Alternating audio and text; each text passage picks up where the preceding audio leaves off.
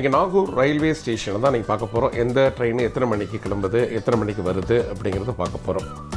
அதுக்கு முன்னாடி இந்த சாலை ரொம்ப நல்லாயிருக்கும் அப்படின்னு நினச்சிட்டு வராதிங்க.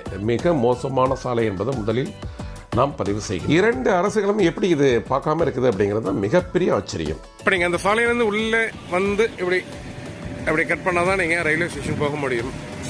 இதில் என்ன ஒன்றுனா, அந்த ரயில்வே ஸ்டேஷனுக்கும் அந்த பஸ் போகிற ரூட் இருக்கு இல்லையா, ஹைவே, அதுக்கும் இடைப்பட்ட தூரம் சற்றே குறை 1 கிலோமீட்டர். இது உங்களுக்கு ரயில்வே ஸ்டேஷன். இது ரயில்வே ஸ்டேஷனுடைய முகப்பு பகுதி இப்படி தான். அதனுடைய போட்டிக்கும் அந்த பக்கம் இருக்குது. அதை அப்புறம் போய் பார்ப்போம்.